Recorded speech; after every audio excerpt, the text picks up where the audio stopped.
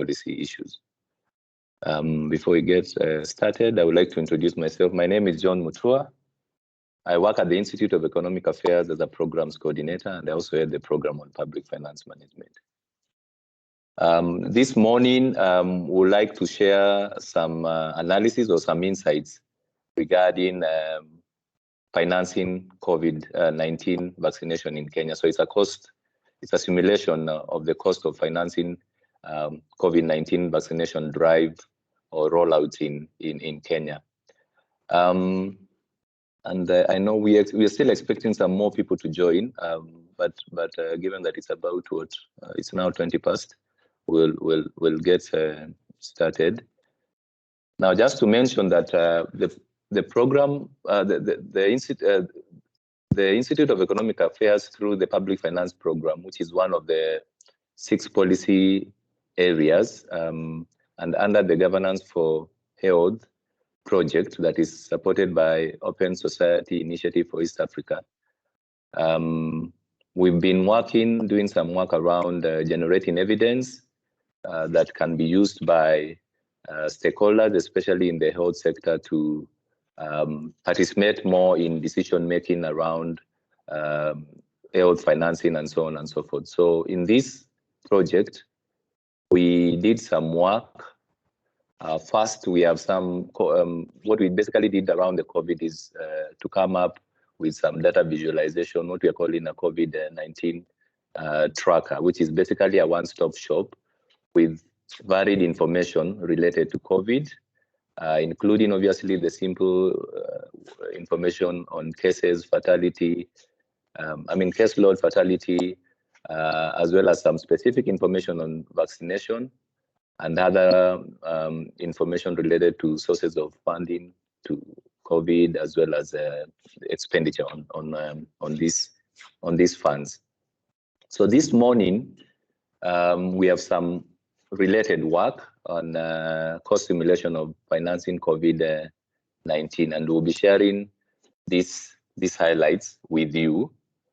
But just to set the scene, one thing to note is obviously that African countries, the sub-Saharan African countries, have, of course, been rolling out vaccination drives. And one thing to note is obviously sub-Saharan Africa is lagging behind the rest of the world.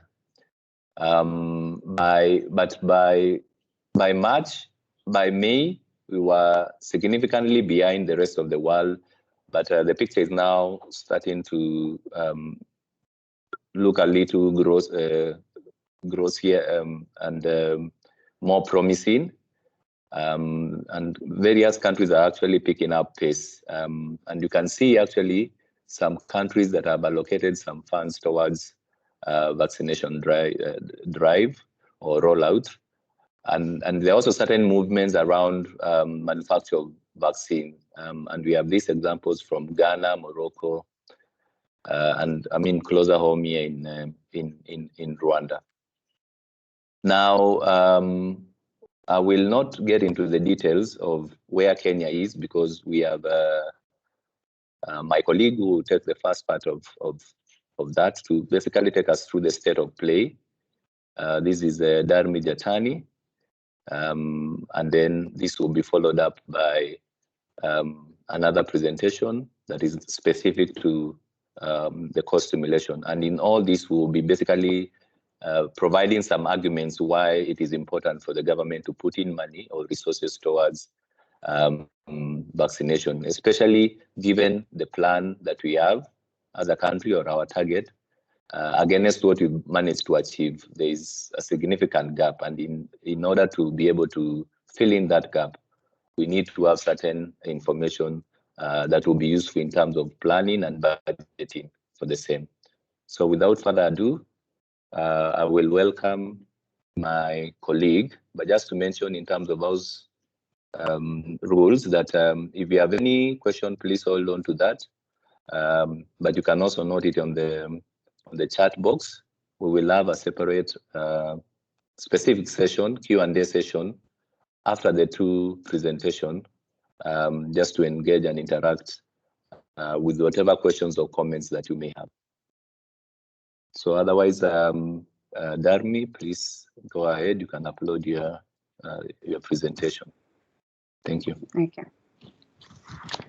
Thank you, John, for that introduction and giving a brief overview of what we'll be doing today. So my name is Darmi Jatani, and I work at the Institute of Economic Affairs under the Public Finance Management Program. So today's webinar, I'll be taking us through the introduction and give the current state of play. Then my colleague Noah Wamalwa will take over to give us the cost simulation and the methodology that was used. So the outline of today's presentation will give an introduction, a legal and institutional framework for COVID vaccination in the country, and then give a current state of play and the current scenario of vaccination in the country. Then we'll also do a simulation analysis followed by methodology, and then a few recommendations and call to actions by the policy actors. So to begin, so why vaccination? So first of all, vaccination is the process of treating an individual with a vaccine, and a vaccine is a weakened version of the virus, and because it's a weakened version of the virus, it means that you are not at a risk of contacting the virus as a result of receiving the vaccination. And various studies this far undertaken by the Center for Disease Control has proven that vaccination actually reduces community transmission, in that when an individual is vaccinated, then it means that the risk of passing it onto another person that you are in contact with is reduced. The other point is also there is also just a brief reminder. So as at yesterday, the 28th of October, Kenya's COVID-19 cases stands at 252,938 cases, while the death as a result of COVID-19 was at 5,266. Globally, the number of positive COVID-19 cases has hit 244 million, and the death is also almost 5 million at 4.9 million. So these consequences in terms of the positive cases and also the number of people who have died as a result of this virus has called for the need why vaccination is also important. So vaccination also reduces severe illness, because once you've received the vaccination, even when you contact COVID, it is likely that the consequences that to your health as a result of the virus will not be as severe as an individual who has not been vaccinated. The other point is also to reduce hospitalization, and we understand our hospital capacity, and in a previous analysis also done by IEA to see what is Kenya's health capacity, what are the risks, and if our capacity is also able to mitigate the risks that will be caused by, let's say, a huge number of people contacting the virus.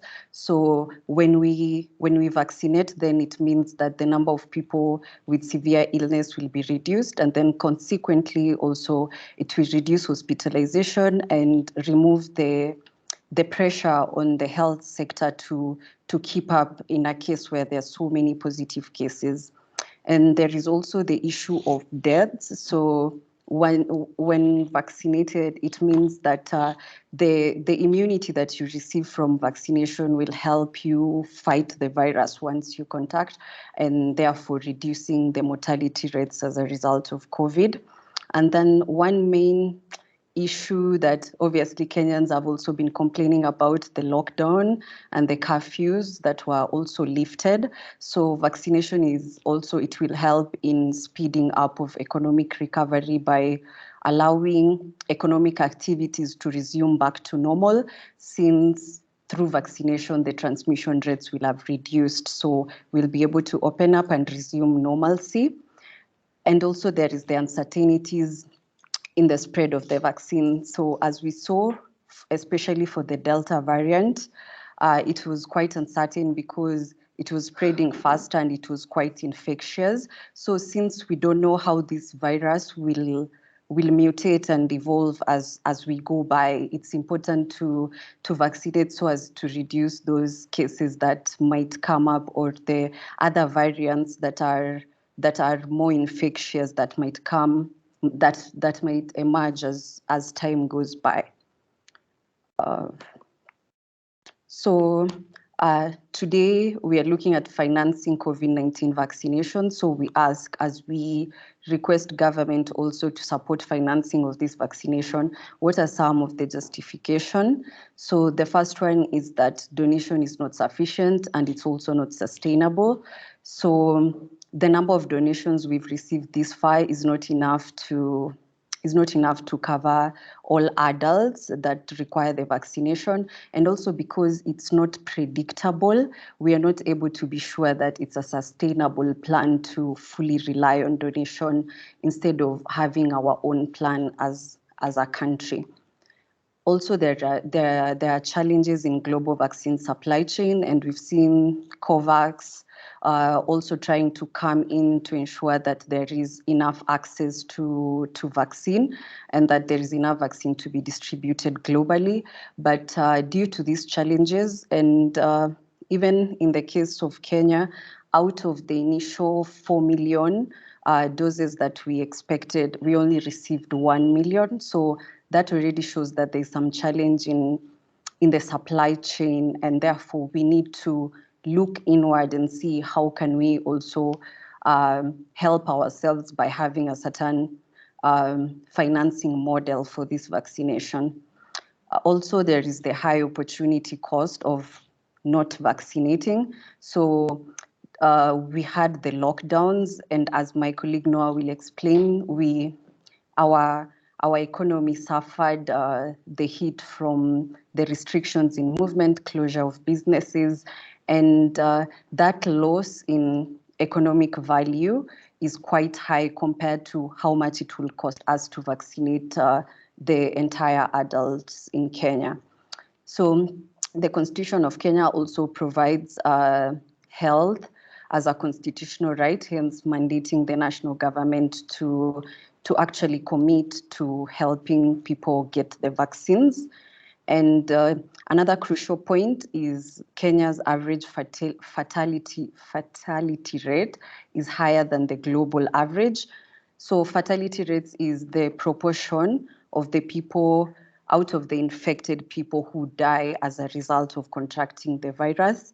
And as we will see in the next slide, Kenya's fatality, so here it is, the fatality rates for globally, it's 2.03%, and it's not indicated, but these are percentages. East African community is 1.99, and then there is Kenya, 2.08. So we see that our average is actually higher than the global average, meaning we really need to vaccinate so as to reduce the number of people who are dying as a result of contracting the virus. So as mentioned earlier, one of the justification for financing the vaccination drive is that it is a constitutional right for Kenyans to have access to quality healthcare. And as provided under Article 43 of the Constitution, it states that every person has the right to the highest attainable standard of health, which includes the right to healthcare services. So, excuse me. Yeah, so this also provides the legal framework as to why the government requires to allocate resources towards vaccination, as it is a constitutional right to all Kenyans. And another point to note here is that vaccination is the role of national government, but no doubt that counties can also help with some logistics here and there, but the main mandate of vaccination falls under the national government. So moving on to the current state of play. So the current scenario is that the World Health Organization has recommended that Kenya should Kenya needs to vaccinate its entire adult population, and this was estimated at 30 million Kenyans, which was around 60% of Kenya's population, and that is Kenya's also target to meet, and by December 2022 to get to 26 million, which is still not 30 million as recommended by WHO. And again, vaccination drive is still low. We'll see in an upcoming slide how many Kenyans have been vaccinated this far, and what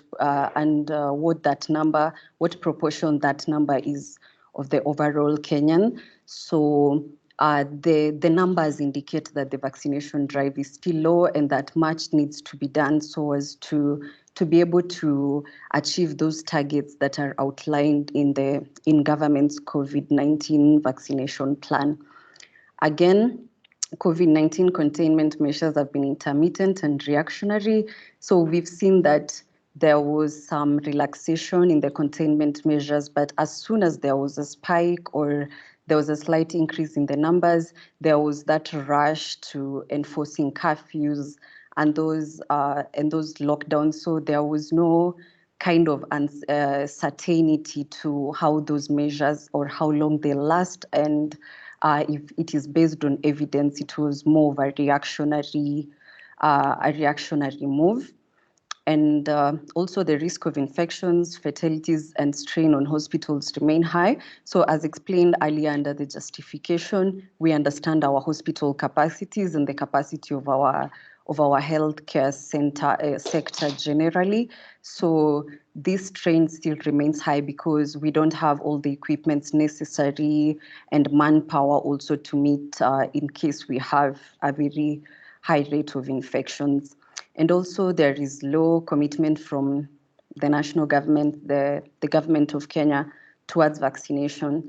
So as we will discuss again in a few slides to come, all our current vaccinations have been in form of donations, and the government, not all, let's say the largest proportion of our vaccines are all donated by partners and other governments. So we don't see that much commitment from GOK in terms of resource allocation or even sector reprioritization to direct resources towards attaining vaccination of the whole adults.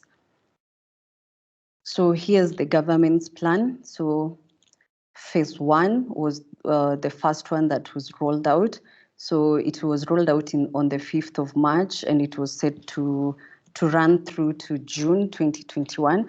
And this was targeted to frontline workers, because health workers, security personnel, teachers, because they were the ones at the front line, and they were also at a higher risk to exposure to the virus. So that's why they were prioritized. And then also persons above the age of 58 years were also added to this priority group due to their old age and also some underlying conditions that will place them at a higher risk compared to 18 years to maybe 35, 40. So the first one, the target under the first phase was 3.85 million. So out of this 1.25 million were frontline workers, and it was expected that 2.6 million were over the age of 58 years. So it's phase 2, which is currently the one that we are the one that the Ministry of Health is implementing. So this is also the mass ramp up was also to ensure that there were a larger number of vaccine doses available in comparison to phase 1, which was more limited to certain only 3 or was it 4 priority groups. So the focus for this phase 2, which will end in December, is to rapidly reach a larger target of the vulnerable, of the people vulnerable to severe disease and also death through mass vaccination. So that's the focus for this phase 2. Again, priority group is the frontline workers who are not vaccinated or who didn't receive vaccination under phase 1. Again, individuals above the age of 50 years, and then there's also individuals with 18 years with comorbidities and those living with disabilities, due to the fact that they're already predisposed and they're more likely to contact the virus due to underlying issues. And then persons working in the hospitality and transport sectors. We know the hospitality sector was hugely affected due to the closures and lockdown. So it is also a priority to vaccinate people in the hospitality industry so as to ramp up the activities in that sector. So there is also refugee camps, prisons, care homes, due to the large number of people confined in a space. So these groups also become a priority group under this phase 2, which is being implemented. And it's targeted that phase 3 will start next year, January, all through to December. And by 2022 December, Kenya aims to vaccinate 26 million. And as stated that the World Health Organization's recommendation is 30 million for Kenya. So as we see that this is still, even with this plan, we still won't have managed to vaccinate the entire adults in Kenya. So, and then now there's phase 3, which will be implemented next year. This will be now open access to mass vaccination, and everyone will have an opportunity to be vaccinated, not really limited to a certain priority group. But even in the current vaccination plan, we've seen people who are not also under these priority groups get opportunities because there are people within these priority groups that are not, let's say, willing or have their own beliefs about vaccination and maybe are not willing. So clearly, even under phase 2, there is some kind of mass vaccination. And this plan on government vaccination is the national government's plan, and it's on the Ministry of Health website.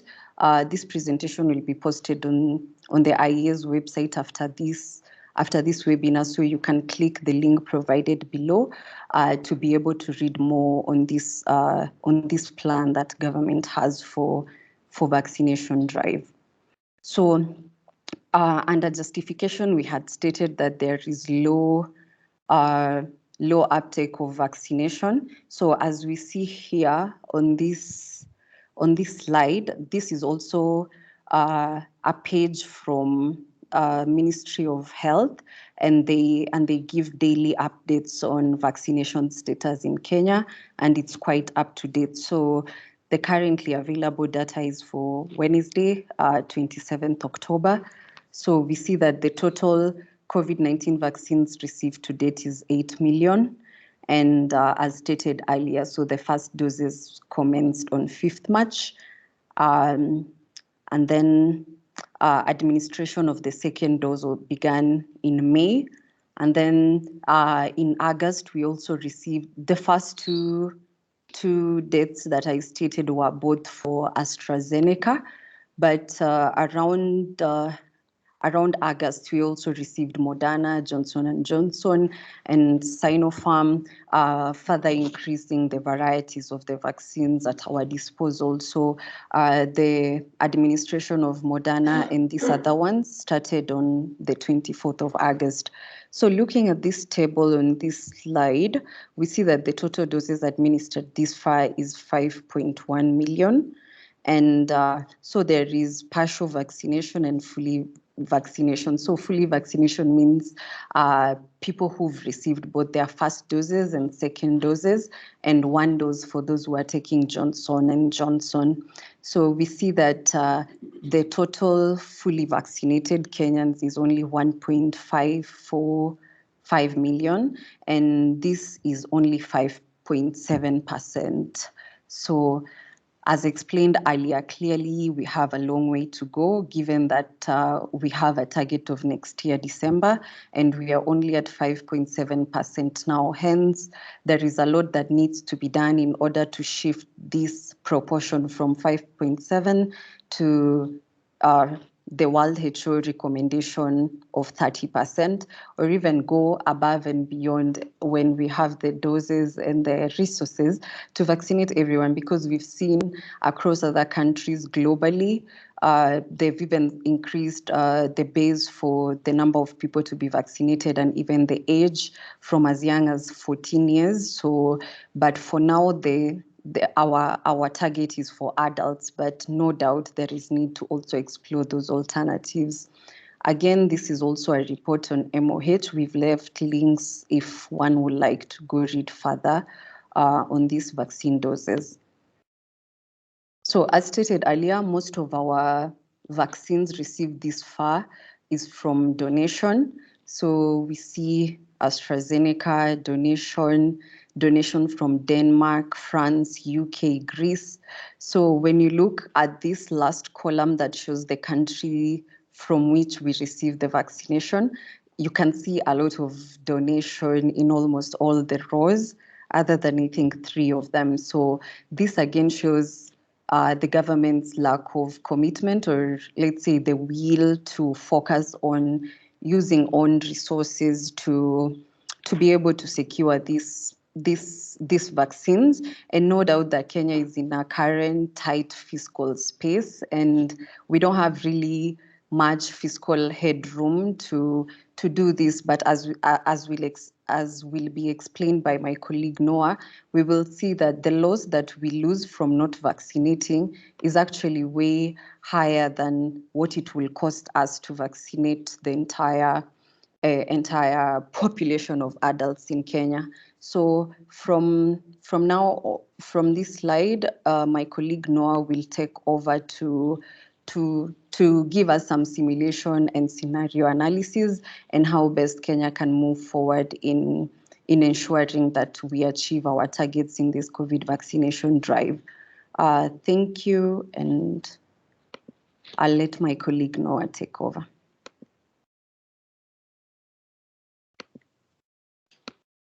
Thank you, Darmi. Let me upload my slide.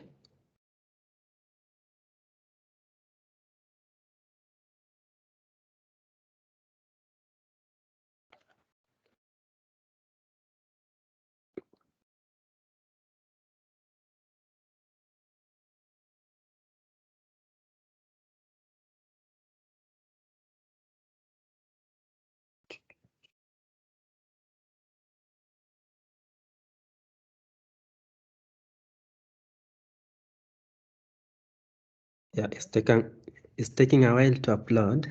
Just in a minute.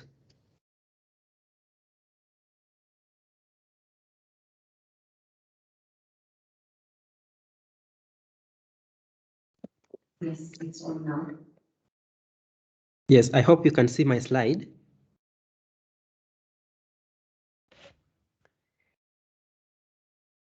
Yes, we can. We can.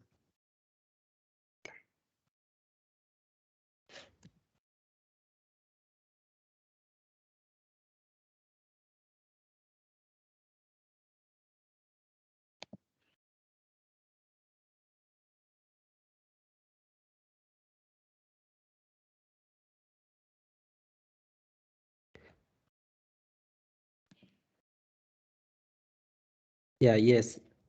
So as my colleague Darmi had said, we have received about 5 different types of vaccines, and we'll be using the current trends that the government has actually been vaccinating the population as the baseline in order to draw some different scenarios given the policies that exist. Now, we know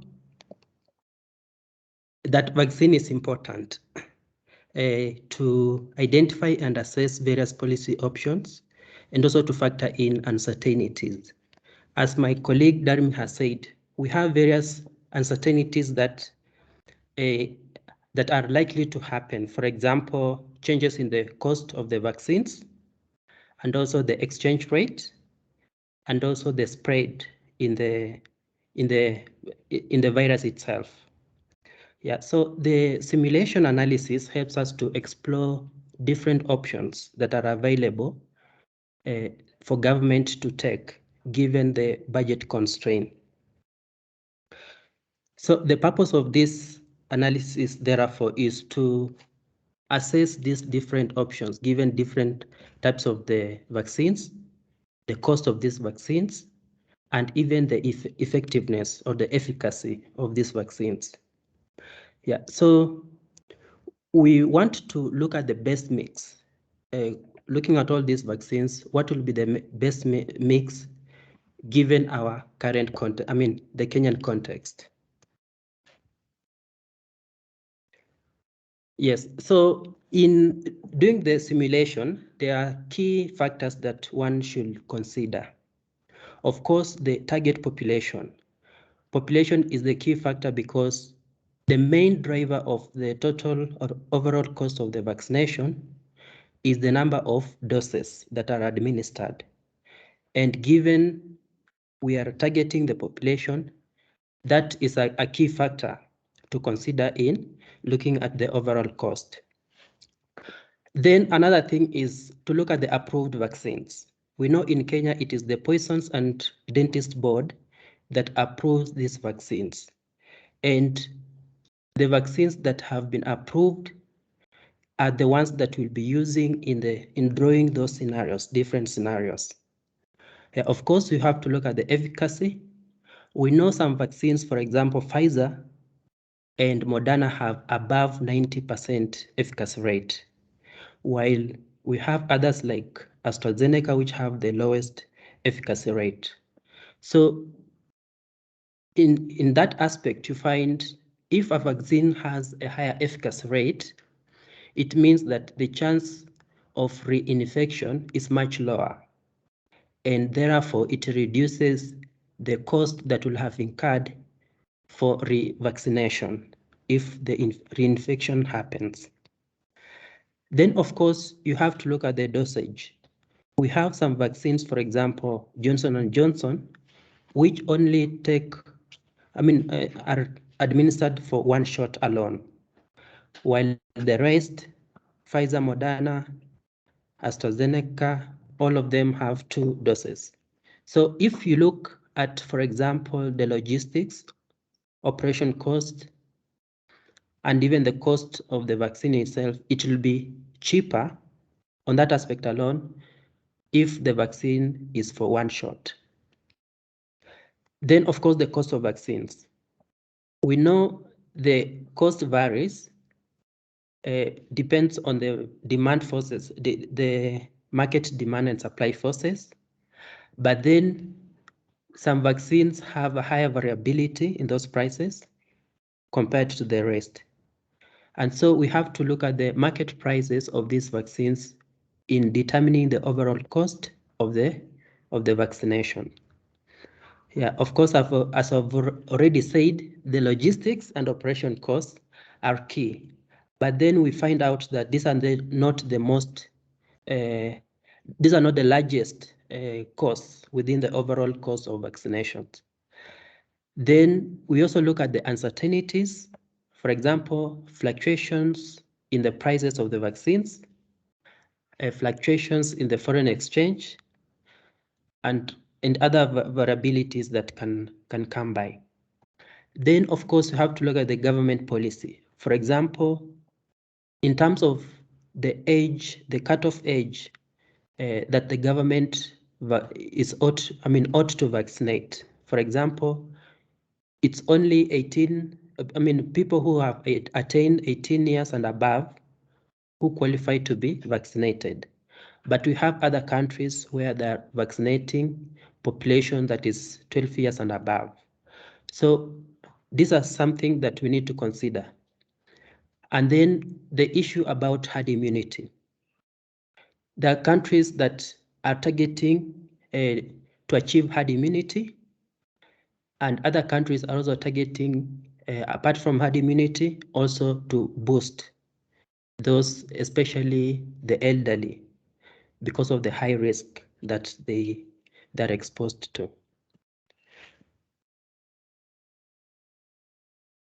Then, yeah, another thing to consider is the storage. For example, we know some vaccines, for example, Moderna and Pfizer, due to different technology in the production, the storage is different. They require very low storage facilities. For example, Moderna requires minus 20 degrees Celsius, while Pfizer requires minus 80 degrees Celsius. While the rest, as you can see, AstraZeneca is just between 2 degrees Celsius to 8 degrees Celsius. Johnson & Johnson, the same. Sinopharm, the same. Yeah, so, and even Johnson & Johnson, the same. So given all this, it means that it will be much more expensive to store Moderna and Pfizer, given those deep freezers are much more expensive to procure. And also the expiry period. So all these vaccines, they have different expiry period, especially Moderna and Pfizer have lower expiry period, and especially if they're out of the cold storage facility. Yeah.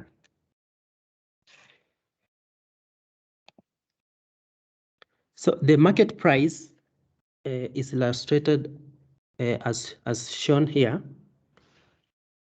For AstraZeneca, the market price averagely is about $6. Moderna is about 25. Pfizer is about 18. Johnson & Johnson about 10. Sinopharm is about 20. So these are just market price. But as my colleague showed, Kenya currently has been receiving through COVAX and AVAT, the African Union facility. So these facilities, the government is able to procure at much subsidized rates. But in our simulation, we'll be looking at the market rates, and also we'll be factoring in the fluctuations in the prices of these the vaccines.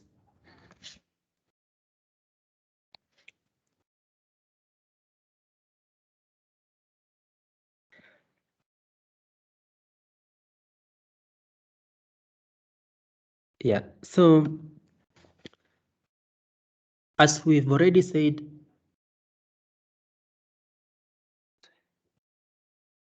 sorry, just a minute, I need to expand my slide.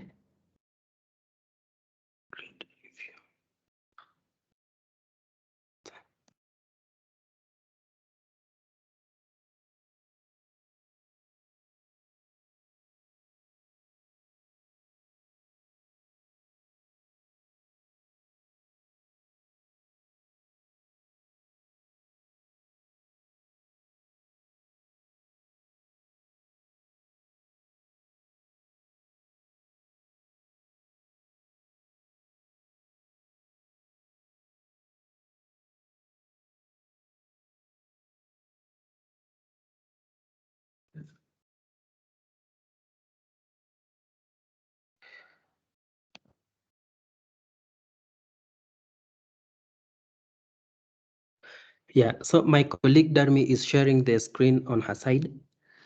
And so the assumptions, all those variables that we've talked about will constitute the assumptions that we build into different scenarios. So the first one is the population or the target population. We know currently the population is about 48.7. And we are drawing scenarios in this year, 2021, up to next year, 2022. Yeah, and so we need to have some assumptions at the rate of the growth of this population. in order to arrive at the population at these particular periods. So currently, the population is growing about 2.34% on annual basis. So from the last year, 48.7 million population, it's estimated that in this year, towards the end of this year, the population will be 49.9. Mid-year next year, it will be about 50.5. And the end of next year, it will be 51.1. So these are the population that we will be considering in drawing the target population across different scenarios. Yeah, so some of the scenarios could include, for example, the population above 18 years, especially given the government policy is targeting population above 18 years. Then the vulnerable population, that is population that is 18 years and above. And then we can also consider another scenario whereby the government vaccinates population that is 12 years and above. Now, looking at the population that is 18 years and above, averagely is about 53.91% of that 48.7. Now, towards the end of this year, it will be still, we assume the same rate, 53.91 of 49.9. Yeah, the same in next year, 53.9 as a share of 51.1. So we are assuming the same rates for all these different population targets, that is 58 years and above and 12 years and above. And this population, we obtain them from the national census that was conducted in 2019. Yeah, another issue that we consider, as I've already mentioned, is the exchange rate. So currently, the exchange rate is about 106.47 shillings per USD. And on average, it has varied about 3.04%.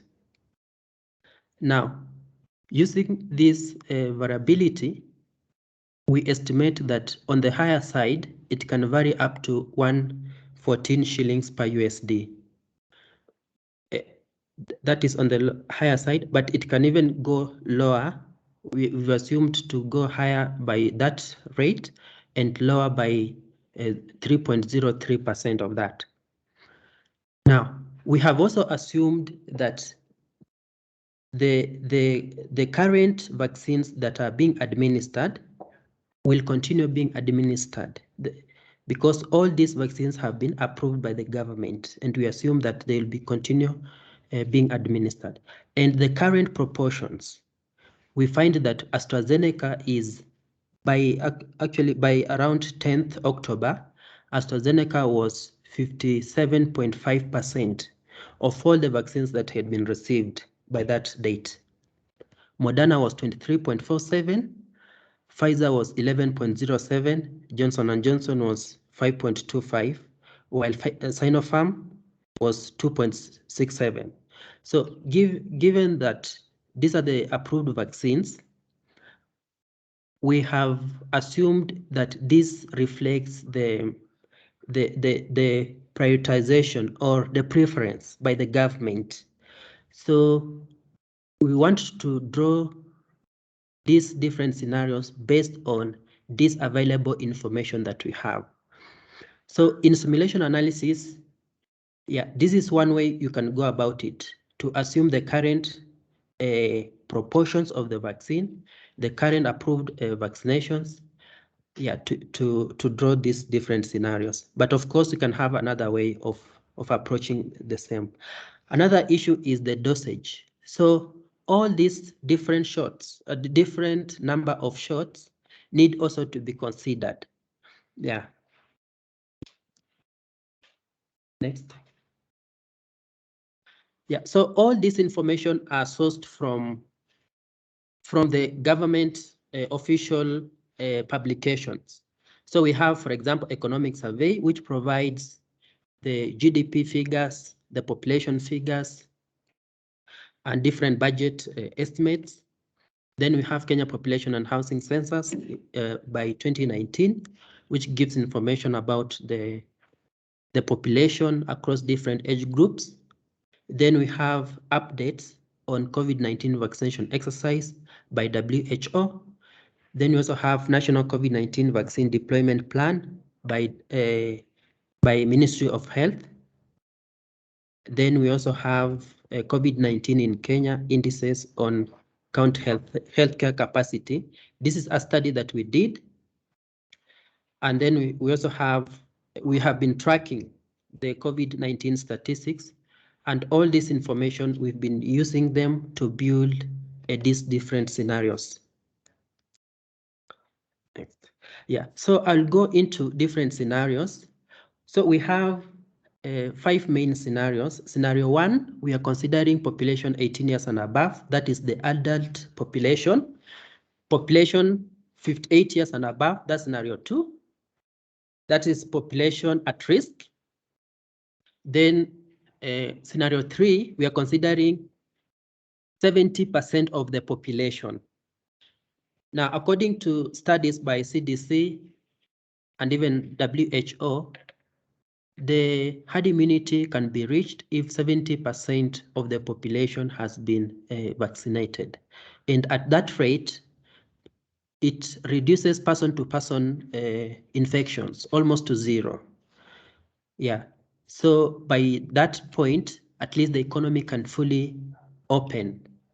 And that is the most desired scenario. Then another scenario, that is herd immunity plus the booster, especially given the advice by the medical professionals.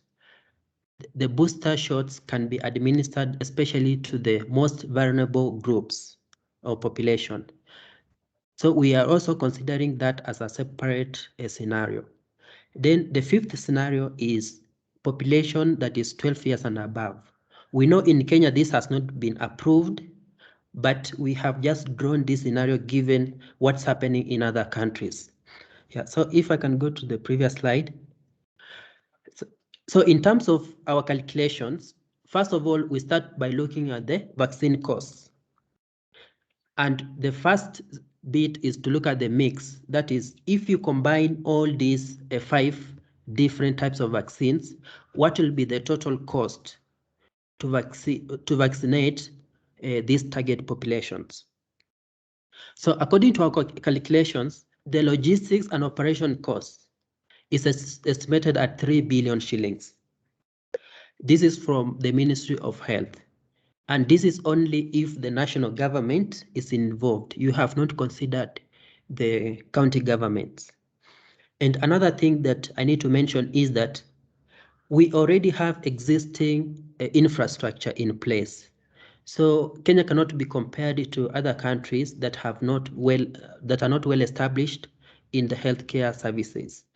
So this administration of these vaccines will be carried out on the existing infrastructure. Yeah, so this 3 billion does not factor in the existing infrastructure. And we have taken this as a fixed cost across different scenarios for simplicity. Now, the mix is 72 and the combined is about 75. The mix, for the mix, the cost of vaccine is 72, logistics and operation is 3. So the combined is 75 billion. Now, we've tried to compare this total cost as a share of the health budget and also as a share of the MDS and even on per capita basis, just to see within the total grant budget, how will it cost? How far is it costing to under these different mixes? Now, the overall budget for health this year, 2021-22, was 121 billion. Given that the mix is 75 billion, the share is just about 62. And as a share of overall MDS is 3.9. And on per capita basis is 1,495. Yeah. So the overall cost for the mix is actually costing just about a third. I mean, 2/3 of the total health budget. But it's even cheaper if the vaccination was only to be the AstraZeneca was the only vaccine to be administered. It will have costed 37 billion. Yeah, which is just about actually less than a third of the health budget and just 2% of the overall MDS. Moderna and Pfizer, because of the cost, it is much expensive. For Moderna, it is 145 billion, and Pfizer is 107 billion. Johnson & Johnson is 60 billion. So you find Johnson & Johnson, because it's one shot, it is the cheapest among all the vaccines. Now, when you look at scenario 2, so we use the same formula when we go to different scenarios. The only variable that we vary is the target population. Now, for 58 years and above, the share is just about 4.6% of the total population, and that means because it's the target population is low, the overall cost is even much lower. The mix is just 11, AstraZeneca is 7, Moderna is 18, and Pfizer is 14, Johnson & Johnson 9, Sinopharm is 15. Now you find that although this population 58 years and above, looking at the phase 1 that the government according to government's plan, this may have been achieved. But then we just drew this scenario to see the cost if we were to we were to consider the market prices of all these vaccines. Yeah, next slide. Yeah, using the same methodology for population that is for 70% of population, the total cost for the mix is 96 billion. AstraZeneca alone is 48 billion. Moderna is 189 billion. Pfizer is 139. Johnson & Johnson 77, and Sinopharm 153. But still, on this scenario, you find that Johnson & Johnson and even Moderna, AstraZeneca is low.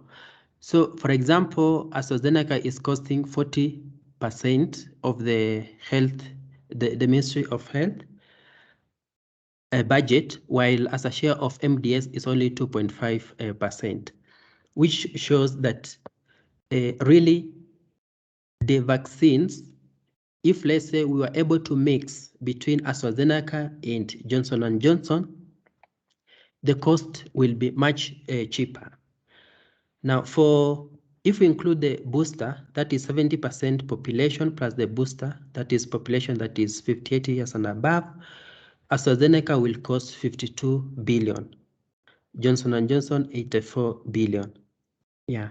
And for scenario 5, which is, of course, because of the large target population, the mix is 98 billion, while Moderna is 193 and Pfizer is 142. And here we removed AstraZeneca and Johnson. We removed the three, AstraZeneca, Johnson & Johnson, and Sinopharm, because these have not been approved to be administered to population that is between 12 and 17. So the mix includes all these other vaccines, but we have considered only Moderna and Pfizer as a separate, if you go alone, one vaccine alone, because of that reason. Yeah. Next.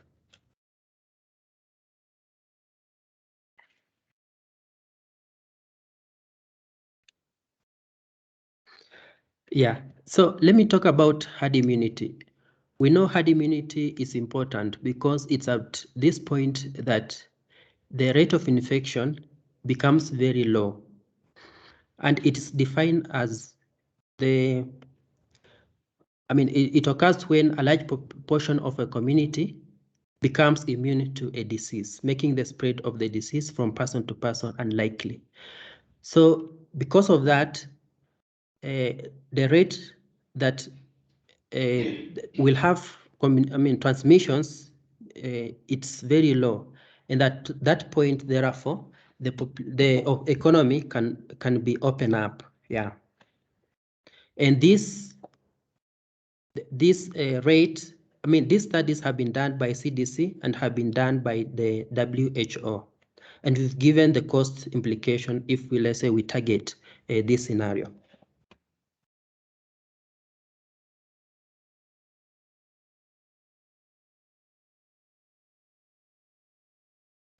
Yeah. So the efficacy, we also considered efficacy, and efficacy is actually the percentage or the proportionate is defined as the measure of the proportionate reduction in cases among the vaccinated persons. So the percentage that you see on the vaccines, for example, Pfizer being 94%, while AstraZeneca being 72%. So that percentage, what does it mean? The formula for calculating this efficacy rate, you look at the risk among the unvaccinated group minus the risk among the vaccinated group, and you divide that by the risk among unvaccinated group. So this means that even for the population that is unvaccinated, still there is some risk of being infected. So you have to consider that, and then you minus the risk among the vaccinated group. That is, the group that has been vaccinated, there is also some chances that it can be reinfected. So, for example, let me use an example of, in the previous slide. Yeah, so let me just use an example. Let's say 100% efficacy rate. That will mean that, for example, the risk among vaccinated group is 0, and the risk among unvaccinated group is 100. So if you have 100, that 100% means there is high likelihood that the population that has not been vaccinated will be infected by the virus. So if there is that high likelihood, while if there is very low likelihood that those that have been vaccinated will not be vaccinated, that is 0, on the numerator we'll have 100, and on denominator we'll have 100. When you multiply by 100, you get 100%. So 100% efficacy rate, it means there is very low chances that when somebody has been vaccinated, the rate of infection is minimal, 0. Yeah. Next. Yeah, so the efficacy rates, as you can see, AstraZeneca is 72%, Moderna is 94%, Pfizer 95%, Johnson & Johnson 79%, Sinopharm 79%. Now, using, for simplicity, if we just use the remaining percentage as the rate or probability of the virus reoccurring after somebody has been vaccinated, the highest rate will be among AstraZeneca because it has the lowest efficacy rate, while the lowest will be Pfizer, which is 5%.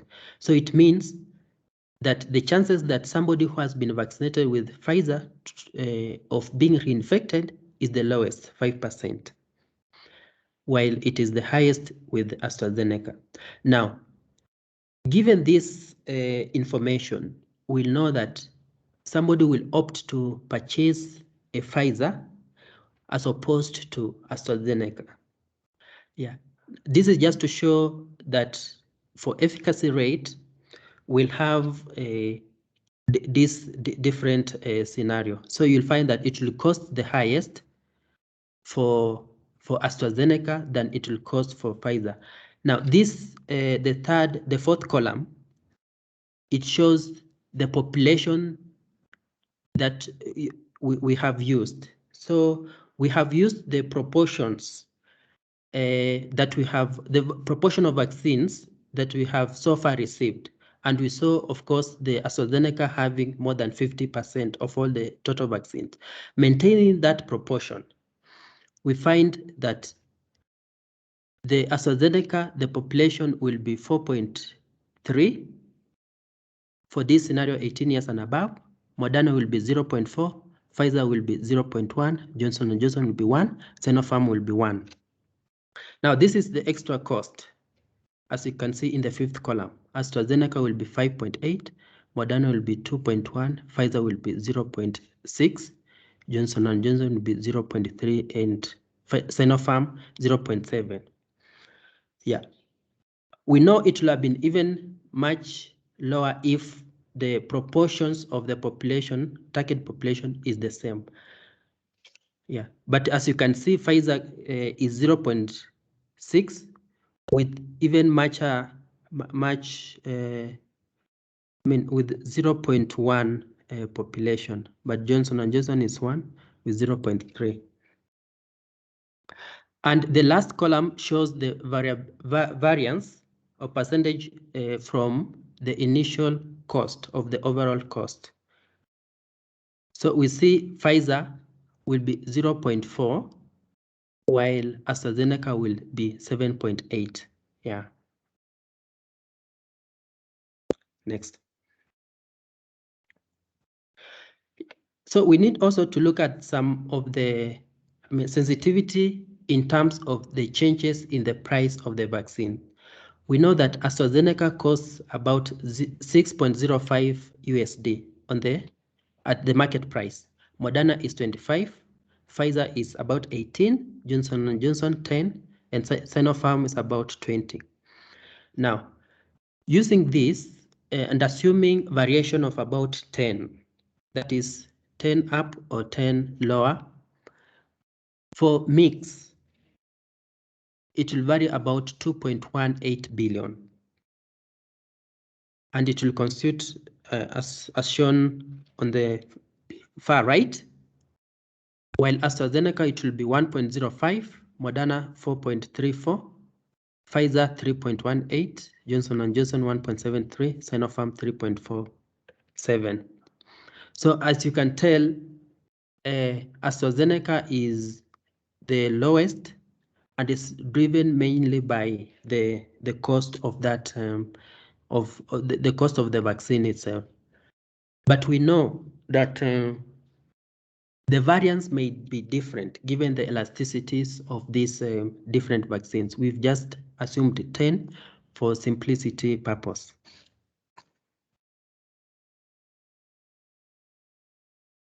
Yeah, so we can also consider the variability in terms of the exchange rate. Given that we are importing these vaccines, the changes in the exchange rate will have an impact in the overall cost of these vaccines. The average for the last 3 years has been 3.04. If we assume that rate of variation, the upper limit will be about 114.14 shillings per USD, and the lower limit will be about 107.4 shillings per USD. And the variation now will be about 2.18. AstraZeneca will be about 1.05. Moderna will be about 4.34. Pfizer 3.18. Johnson & Johnson will be about 1.73, while Sinopharm will be about 3.07. Yeah. Now, we have seen that if we do not we do not vaccinate fast enough.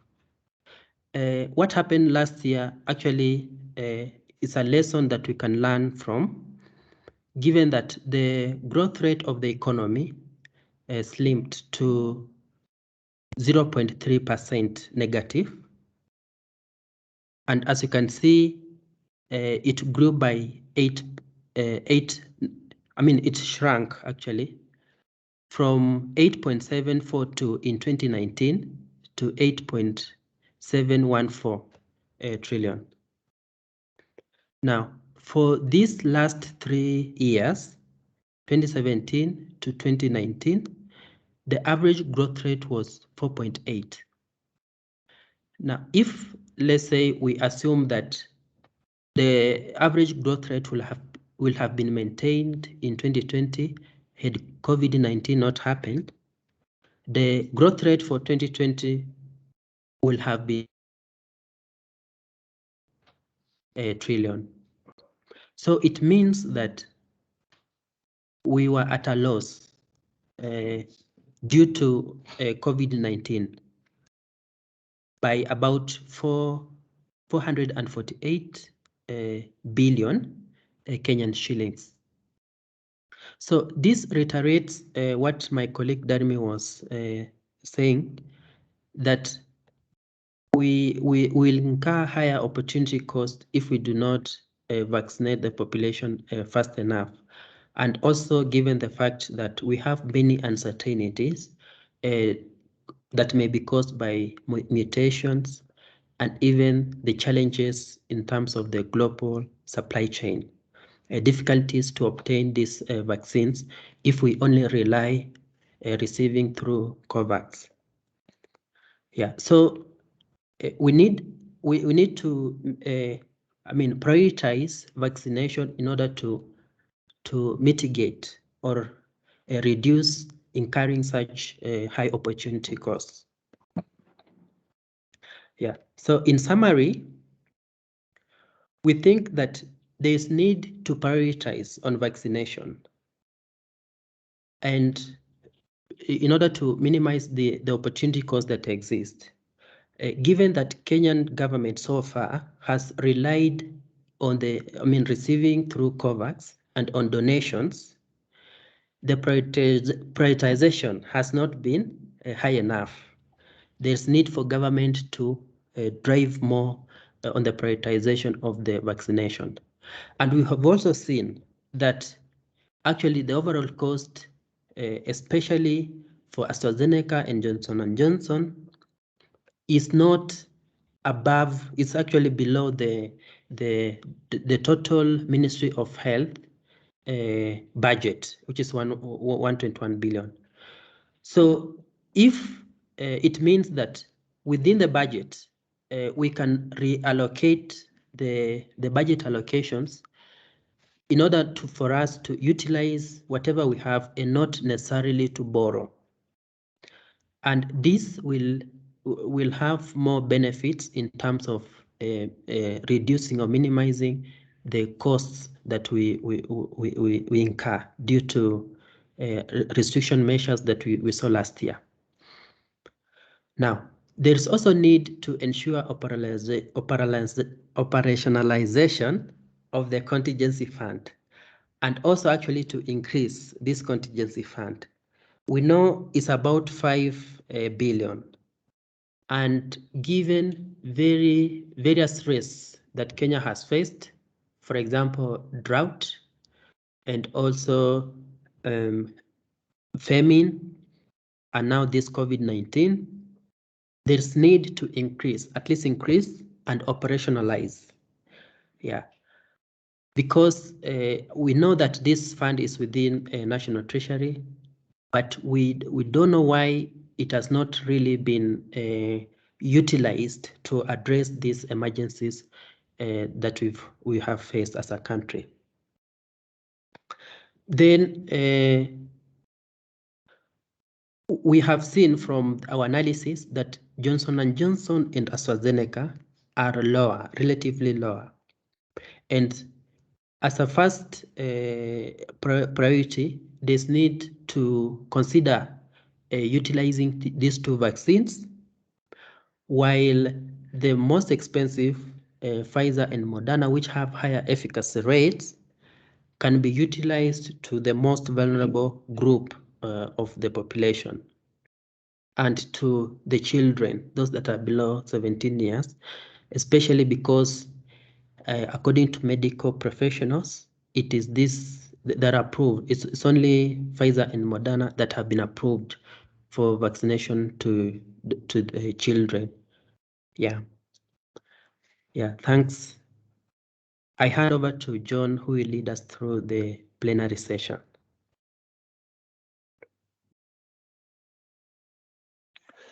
Yeah, thanks a lot to both Darmi, Jatani, and Noah Wamala for taking us through that argument and laying the ground for the argument and the cost of, the argument in terms of the importance of vaccination and why government should indeed put in their resources towards ensuring we have vaccination based on the policies that we have, and for the demonstration that basically Noah has taken us through, because that's critical basically in terms of helping in the planning and budgeting process, just basically to be able to see in reality how much that would cost. Now, given that we don't have much time, I will not attempt to summarize or get into the basically try to mention some of the things that struck me. What I will do is to go straight to open the plenary session. And already I can see that we have some questions in the chat box. But before I read them out, I would like to give this opportunity for anyone who would like to ask. Even if you mentioned something in the chat box, you're free to basically unmute yourself or raise your hand, and I will be able to pinpoint you to ask any question to either Noah or Darmi.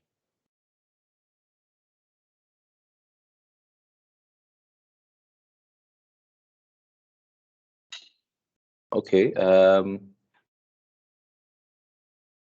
If not, let me see. So what I will do is just basically go through the questions as posted in the chat box. There is this? Howard Akimala. He's asked a couple of questions.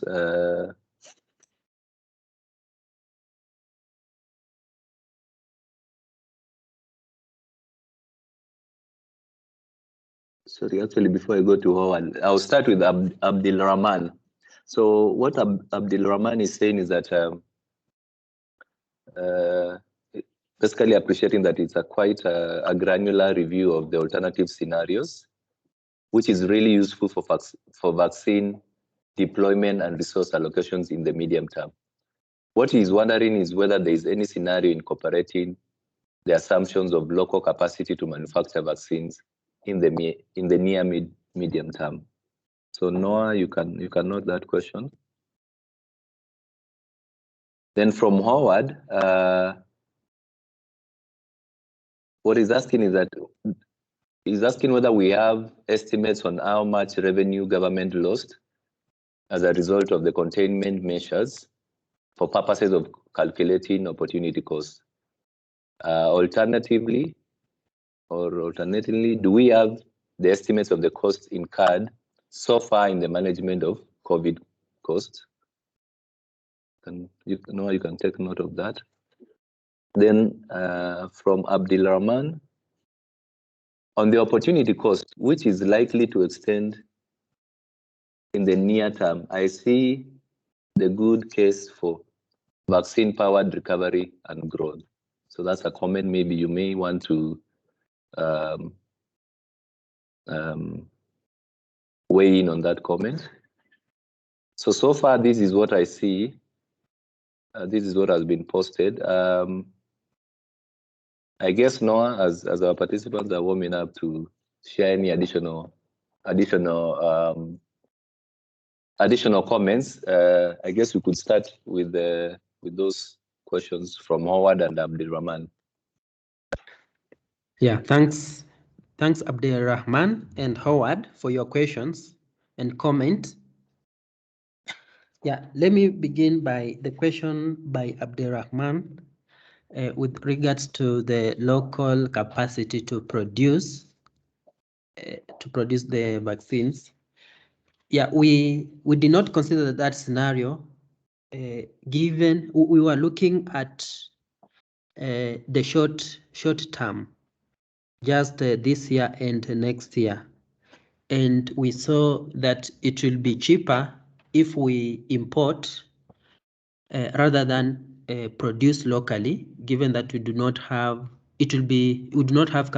existing capacity to produce. So in the short term, it will be much cheaper to import, and also given that already we have different types of vaccines that have already been produced, and in that scenario there is a chance for us to bargain on the international market to have the best prices. But then the important point is that this vaccination ought to happen quickly because of the mutations and uncertainties that exist. We saw that it's prudent to look at it in the short term and rather than long term. And so the question about local capacity to produce, we saw it as not fit actually to consider as of now. We were looking at just up to 2022. Yeah. So we were thinking that maybe the government can rely especially on, we're looking at the best mix, that is, and we found out the best mix could be Johnson & Johnson and Moderna, but for the vulnerable and the lower aged population, it could be those vaccines with the high efficacy rates. Yeah.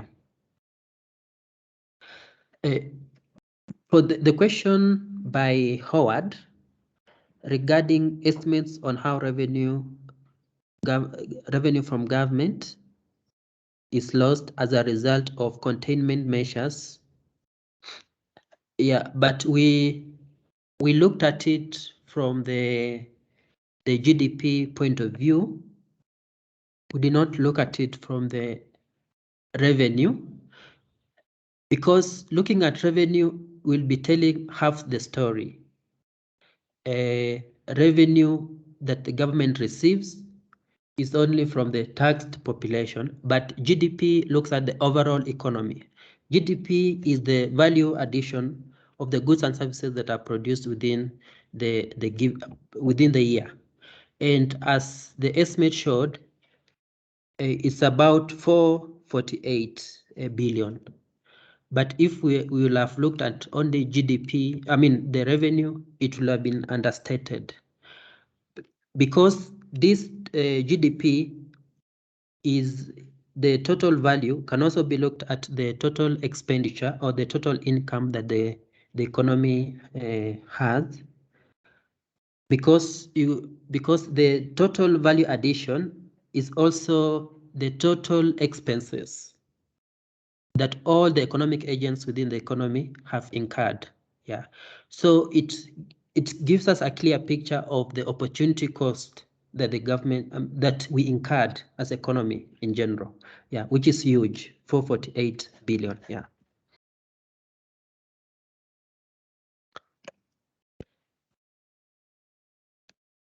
No, is that it? Dharmi, do you have any? Just to emphasize the point on GDP, we could also look at the revenue, but the true picture of the economy is shown by GDP, especially because our revenue collection is limited to the mainly to the formal sector, and income tax, which also forms the largest part of that tax revenue. So yeah, just to add on that point on why GDP was the indicator that we used to estimate the loss in economic value.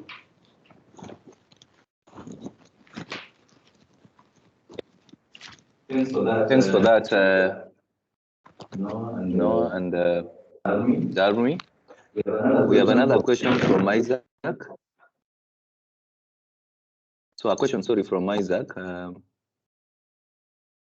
So what he's asking is that does the 3 billion estimate on the logistics and administration include cost of sensitization of the public to debunk the myths majority of the population are holding against vaccination?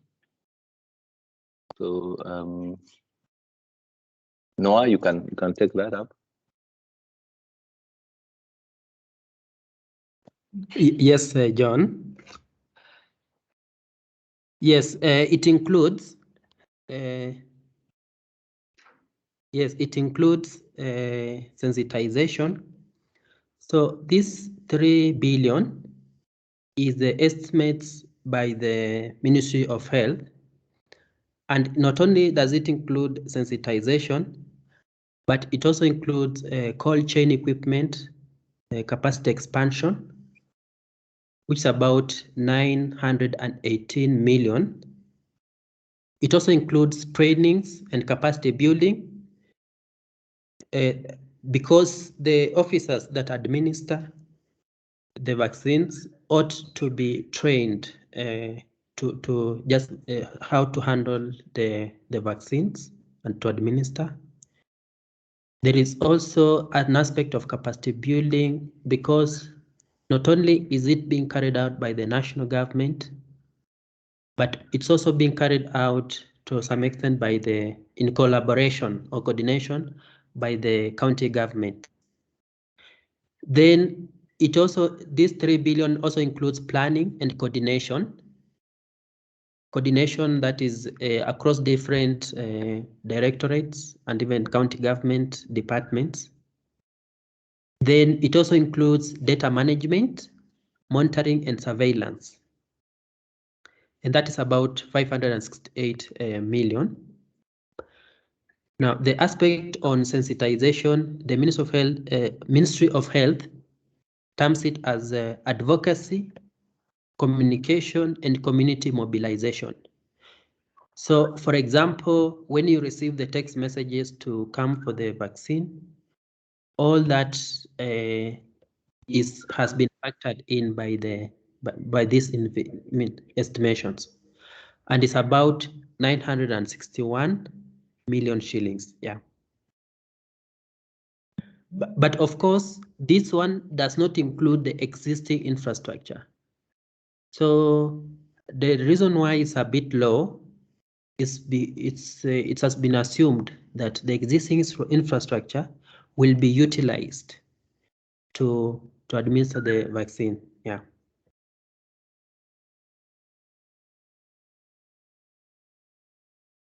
Back to you, John.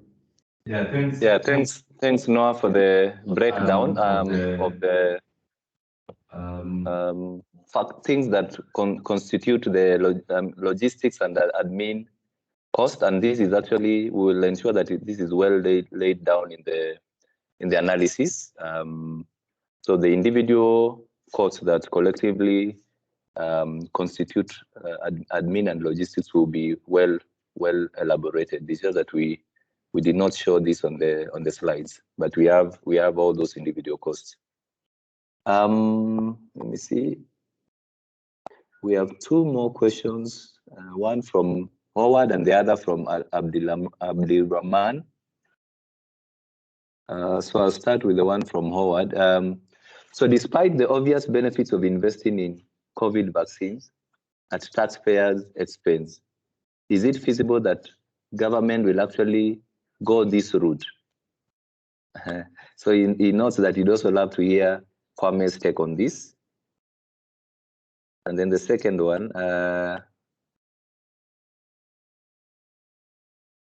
from Gorod, is what could be the underlying strategies for countries in the region prioritizing local vaccine manufacturing? If that could be true, if that could be true like Rwanda, perhaps creating comparative advantage while also focusing on exporting exporting to neighboring countries. I don't know. Let me see whether I understand this question.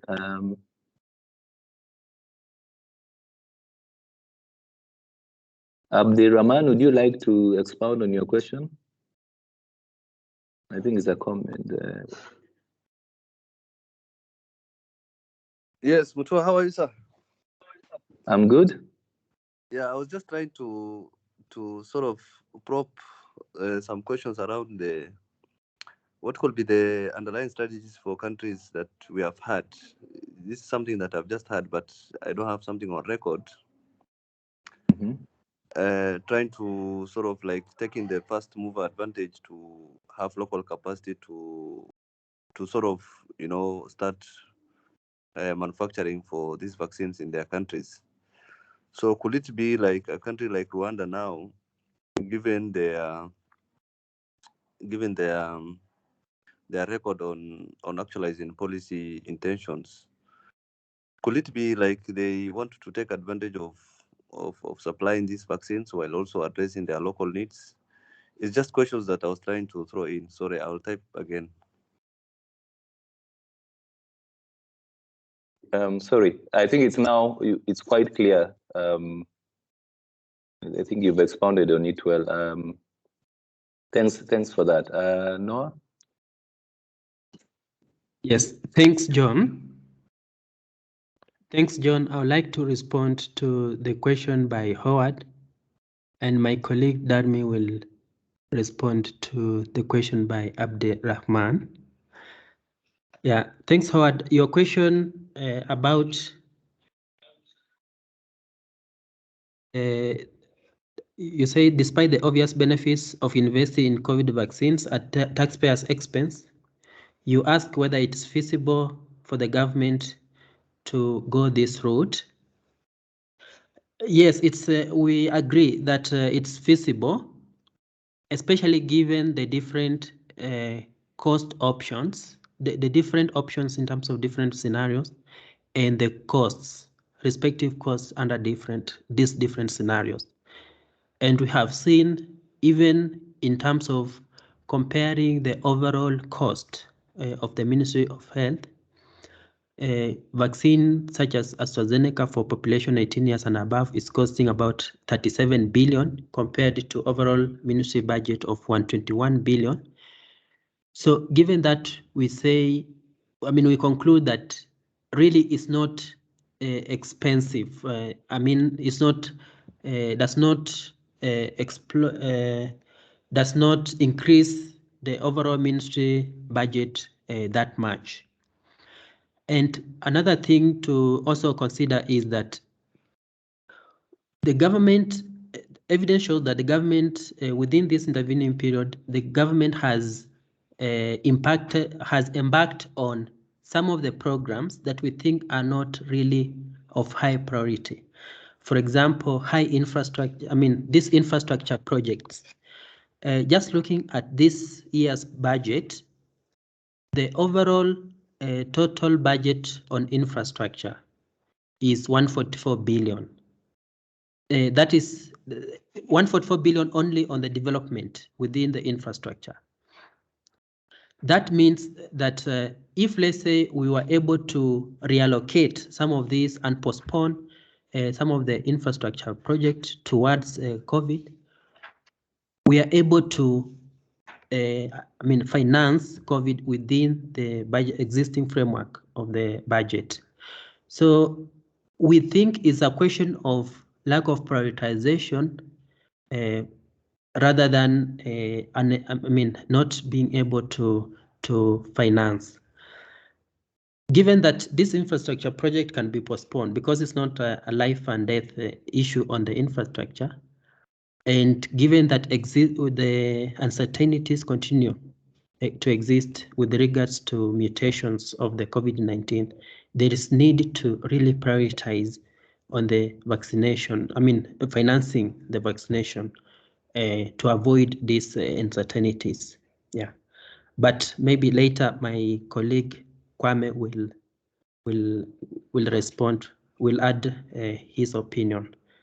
I will allow my colleague Darmi to respond to the next question. Okay, thank you, Noah. And to respond to Abdirahman's question, when it comes to the underlying strategies for the vaccination, most countries are doing this because of the limitations in the supply chain, the breakages in the global. I'm sorry, I'm trying to address the echoing. Yeah, so Abdirahman, the underlying action and strategy for most of these governments is to ensure that in a situation where the global link, where the global supply chain fails, that they're able to step up and deliver. And for the case of Kenya, in our national COVID-19 vaccine deployment plan that was released, I think in August, there was a mention of the government embarking on the local manufacture of COVID-19. And Kenya's strategy is a plan of establishing a fill and finish facility through strategic partnerships and technological transfer. And they actually aim to start local production of this vaccine during the first quarter of 2022. But, and they're planning to have fully fledged human vaccine manufacturing capability by 2024. So as mentioned also in the comment section by some other participants present today, is that it's taken COVID-19 for us to see the need of having like a human vaccine manufacturing center and to address these needs when they come up. For the case of Rwanda, unfortunately, I don't have much information on the same, but even for the Kenyan case, it was more of a brief that didn't detail how really to go about it. But maybe we should wait for another report from MOH that outlines the strategic partnerships, if this partnership is with other countries or is it just with development partners. That is still not very evident, but it's true there is need to take advantage of that comparative advantage that countries within East Africa have, and to also rely on each other to have our own kind of COVAX. Yeah. June? Thanks, Darmi, for that, as well as Noah. I see Kwame's hand up. Kwame, you can go ahead. Okay. All right.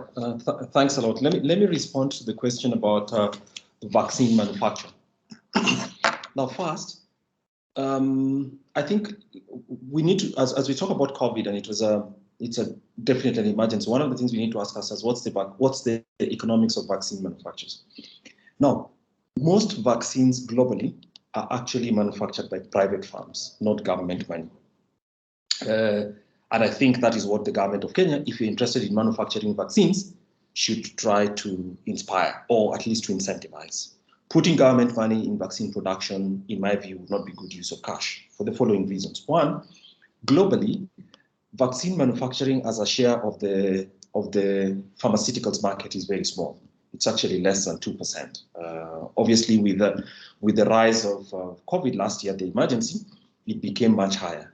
That's the first. The second, the reason that vaccines are available in other parts of the world is mostly because government put in money in advance, in the sense that the US government put in money in each of these farms, nearly 3 or 4 different farms, as they were seeking to manufacture it. I mean, as they were seeking to have them, the research was going on. So that's the thing. So if you ask me what government should actually do to make vaccine manufacture more useful in Kenya, it should be to invest. Vaccine manufacture has certain requirements. One, it's a very small part of the pharmaceuticals market, even if vaccines are extremely effective. But the other thing that makes it interesting to actually manufacture vaccines is it requires huge scale. So the best places for manufacturing vaccines, the countries with the capacity, because you might have the capacity, but you don't have ingredients, because vaccines are also mixing, in the sense that you need some ingredients to be able to mix them, inputs rather, to be able to mix and produce vaccines, is India and China. The other parts of the world that had them, of course, Germany and all those other places, were actually pharmaceutical companies that existed to manufacture other drugs, and then vaccines came in because they had to repurpose the assembly lines to manufacture vaccines. So China and India had capacity, and you remember that the disruption that occurred in India because of Delta actually then led to a change of policy, which then meant that the country concentrated on providing for its own citizens first. So vaccine trade was actually also affected, and that might give everybody the impression that what is then needed is for every country to manufacture its own. But let me tell you why Kenya's case might not be possible. One, we are all reporting vaccine strategies. I mean, about Rwanda, Kenya will be starting one, and all those other places. Those are not vaccine manufacturing facilities. They will be refilling and distribution facilities. So what that means is an international firm may own and then provide a Kenyan institution with the intellectual rights to distribute vaccines, to fill and distribute vaccines around the region. So that's a very different part in the value chain, and that's appreciated, but it is not manufacture per se.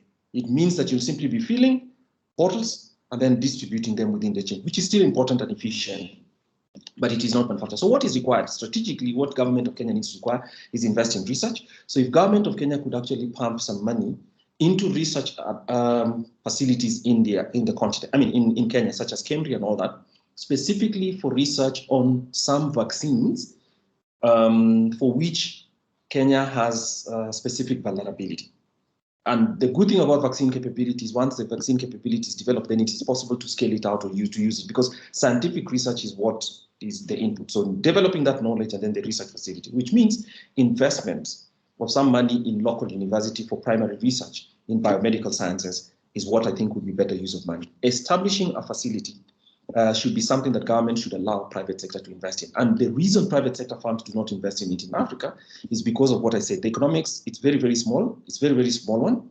It's a very small one across others. Sometimes the margins are small because obviously the countries that can afford them, I mean, the countries that need vaccines in general tends to be lower income countries, with the exception of COVID, which made it necessary for all countries to do. So if you ask me if the government of Kenya would pump an equivalent of 5 to 10 billion shillings every year in universities, developing university labs, and in Cambridge, developing Cambridge's capacity for research, I think that would be essential. And obviously then access could be opened for private sector firms to use the results of that primary research to then produce vaccines, whether at a regional level or whether for Kenyan level would be. But manufacturing capacity globally is actually limited by huge places, which are India and China, which have had them before. And it's not very easy to change that. I have a document here that I'd read a while back, that I'll share in the chat box. And so all of us can look at it again to see what my claim is. Thanks.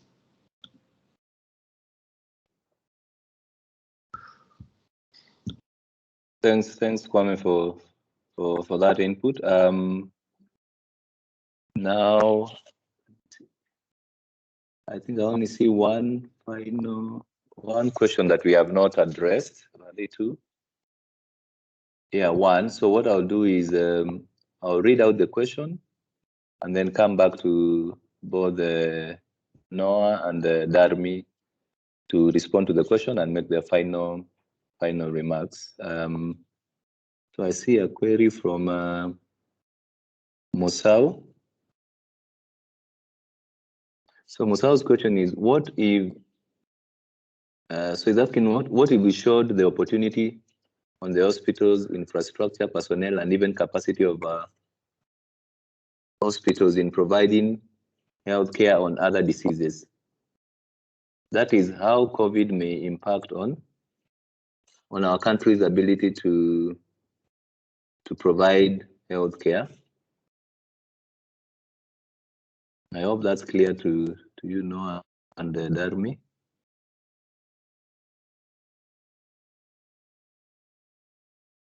Yeah, so you can respond to Musau's question and make your final remarks. So let's start with Darmi, then Noah. Okay.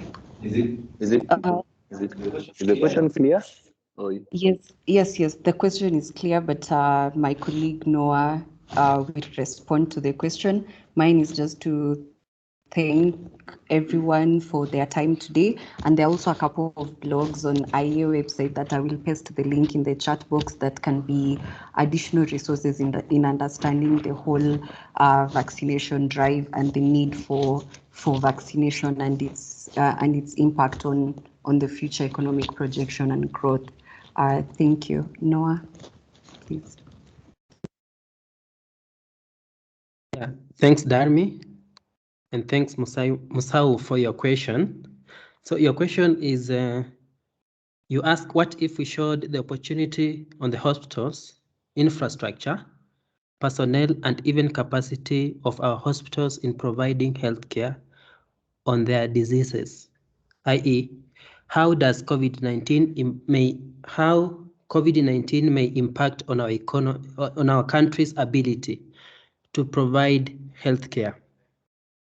Yes, we know from the experiences that we had, especially when we have the spike in the infections, and even the early stages of the pandemic, we did not have capacity.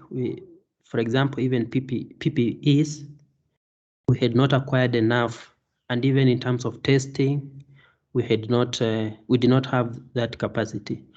Of course, COVID-19 was a new disease, but then we saw that the coordination and even the response from the government was a bit low. And even the restriction measures, the containment measures that were imposed by government, they were more intermittent and reactionary. And we had more serious enforcement when there was a high peak, and there was laxity when the peak went down. And we saw a strain in terms of in hospitals in handling the surge in the numbers.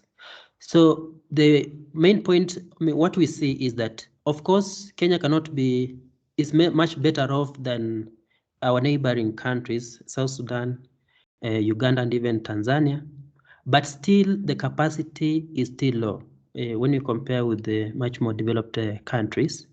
And there is a high risk of straining the hospitals if the surge had gone too high. We're just lucky that the surge did not go very high.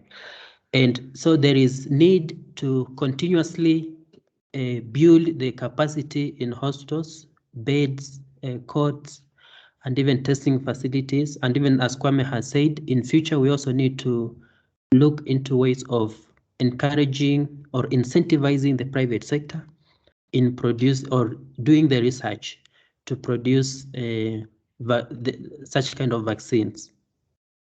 So now, if we showed the opportunity on the hospital's infrastructure, of course, the cost will be a little higher, but we know that, of course, the existing infrastructure, given that it's already in place, the administration of these vaccines will rely on this existing infrastructure. Let me give an example. For example, we have the personnel, medical personnel. We have nurses, doctors, and all that, who have already been trained. So the only component that we really need to factor in is especially on new training, how to handle this new vaccine, but not really recruiting new, because it's something that we have. For example, Kenya has also administered other vaccines, for example, polio and others. So given that we have that existing infrastructure, we really need not to add on the existing, in the estimation of the cost of vaccination. We need to utilize them as the existing infrastructure. That's our perspective in terms of building these different scenarios. Yeah, so my closing remarks is that we have seen different scenarios, and our findings show that really it's possible for the government to meet these vaccination costs even without seeking additional funds from the donors. There is high need to reprioritize on the vaccination of this virus by reallocating some of the funds from non-priority areas, especially in the short term, so that we vaccinate enough population to limit the exposure to the risks that exist.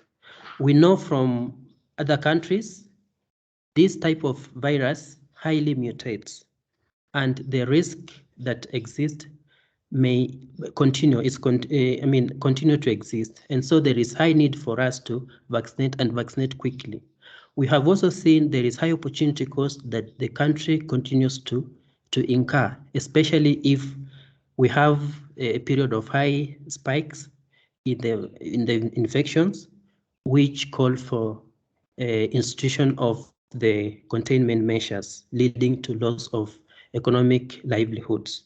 So we hope that the government will be able to look at these scenarios and implement the most feasible, at least using a combination of AstraZeneca and Johnson & Johnson, while the most high effective vaccines like Pfizer and Moderna can be utilized to the high vulnerable and low aged population. Yeah.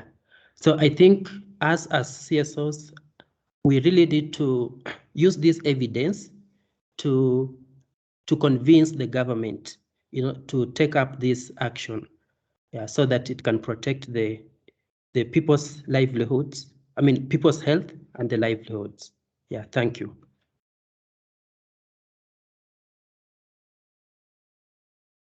Thanks a lot, Noah and Darmi, for those insights.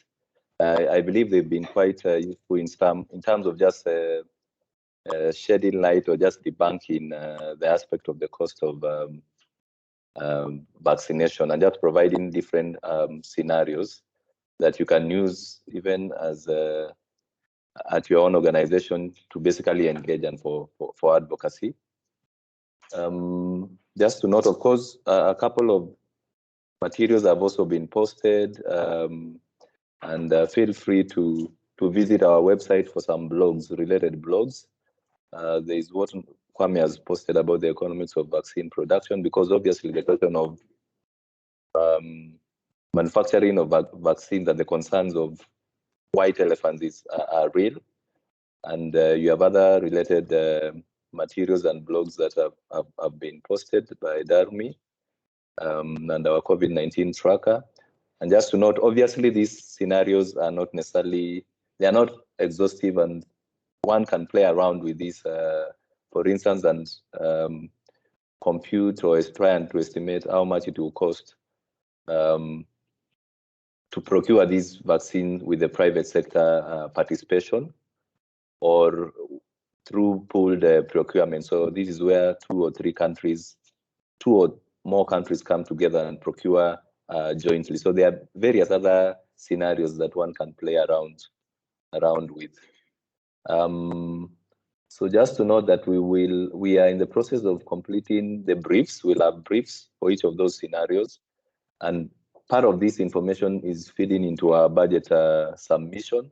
And the next, in terms of way forward, is to engage with the Ministry of Health as well as Treasury and the Health Committee, National Assembly on these findings, and how this can be captured in the budget. So please look forward to the briefs for further details on this analysis. Of course, the presentation will be posted as soon, immediately, like in the next 5 minutes. So feel free to visit our website for that, as well as look out for other webinars and events from the Institute of Economic Affairs. Otherwise, thanks a lot to our participants for setting aside your morning to share with us. We are quite grateful for that and the various interactions and the questions that have been posed, as well as the comments. Thanks a lot, and have a good afternoon. Bye-bye. Bye-bye. Thanks.